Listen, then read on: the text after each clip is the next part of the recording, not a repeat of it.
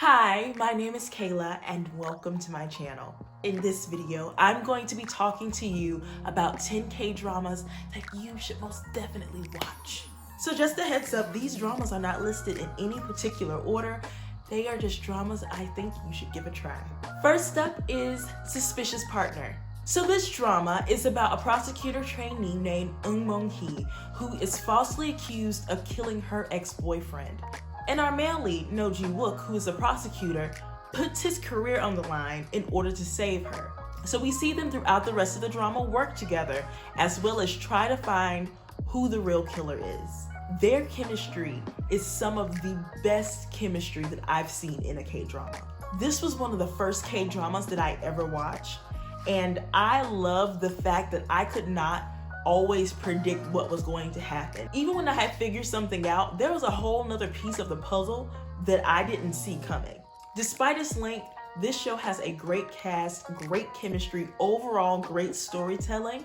I think it is worth every episode and worth a watch. Second on the list is What's Wrong with Secretary Kim. This drama is about a secretary named Kim Mi-so who, after years of working, decides that she wants to resign from her job, settle down, and get married. However, her boss, Lee Young-jun, who is also the vice president of the company she works for, doesn't want her to leave, and he is determined to get her to stay by any means possible, even if that means getting her to fall in love with him. The cast in this drama is so funny and so likable. They really round out this drama. I'm not gonna lie, as much as I love this drama, it can be a little corny at times. I'm not gonna lie. And it's a little bit weird that the male lead is a narcissist. It's just a little bit strange. It's just a little bit odd. Although there are some very odd characters in this show, they're all still very lovable. They're weird, but they're lovable.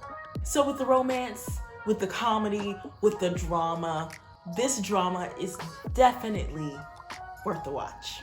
So third on this list is Love in the Moonlight. This drama is about a girl named Hong Na-eun who disguises herself as a man, and she also runs a business where she gives men dating advice. One day, she's captured and forced to become a eunuch. While in the palace, she befriends the crown prince, and we see them begin to fall in love with each other, all while Hong Na-eun is hiding her true identity. This drama follows a trope that is very, very old. The woman dressing up as the man not sure who he's falling in love with, but it is its own story, and I don't feel like if you've watched stories like that before, then you'll feel like you're watching the same show, because this show does have its own special moments. This is definitely one that if you love a good historical drama, you should put this on your list. The fourth drama on this list is One Spring Night. One Spring Night is about a woman named Lee Jung-in who's been dating her banker boyfriend for 4 years, and their relationship is really one of convenience. There's no real passion between them at all, and she feels trapped in her relationship. One day, she meets a pharmacist named Yoo Ji-ho, and he immediately takes interest in her. And over time, she finds that she is also interested in him. However, they have a hard time because of familial and societal expectations, and they really have to fight to find a way to be together. I feel like the acting in this show is so understated that it stands out, if that makes sense. That their romance felt so mundane that it was interesting.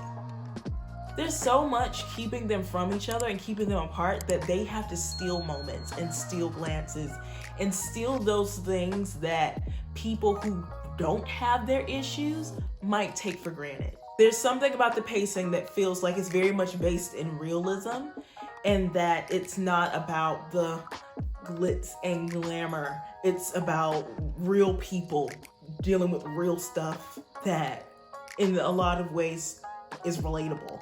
If you love slower dramas, if you love dramas about real people going through real and relatable things, this is the drama for you.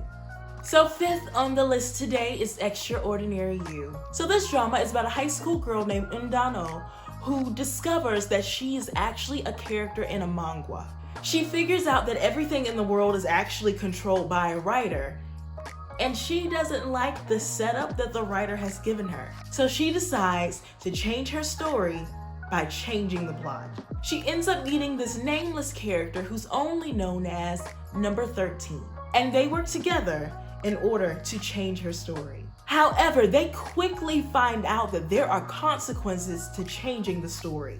The characters in this show are so fun, and another thing that's fun about this show is that since the characters follow a lot of well-known tropes, it feels like the drama in some way is making fun of those tropes that we see in a lot of mangas, Kdramas. I really love the female lead in this. She is so funny and so endearing, just like many of the characters in this show. I love that the rules in this world are established very early on so that we, the audience, know exactly what's happening and why it's happening, because it's very different from the real world. So if you love high school dramas, this is a fun high school drama with a twist, and it's something you should definitely give a try. So number 6 on the list is I Am Not a Robot. So this drama is about a man named Kim Min-kyu who has an allergy to people. So whenever he comes in contact with a person, he breaks out into hives and has trouble breathing. So he ends up avoiding people at all costs. So he decides to invest in a project led by a scientist who's creating an android that is very lifelike. So this scientist actually modeled the android after his ex-girlfriend. So Kim Min-kyu decides that before he fully invests, he wants to test out this new robot. But before they can send him the robot, there's an accident. So the scientist is forced to ask his ex-girlfriend to pretend to be the robot so that they can get funding. So after they offer her money, she agrees to pretend to be a robot. And she and the scientist do their best to not get caught. This is also a show that I felt torn because I really wanted them to be together and to fall in love, but at the same time, I didn't want the female lead to get caught. There are also so many moments in this show where I felt bad for the male lead. I was just like, let this man be happy. Let him be happy. Can he be happy? I was honestly surprised by how much I like this show, but it is definitely a great show to watch. So number 7 on the list is 365 Repeat the Year. So this drama is about 10 people who have the option to go back in time by 1 year. But they soon realize that they are in danger as each of them begins to die one by one. The characters in this show are interesting because as you get to know them, you see that no one is really innocent. As innocent as they may seem, as sweet as everyone may seem, everyone has their own dark secrets. I'm not gonna lie, this show stressed me out.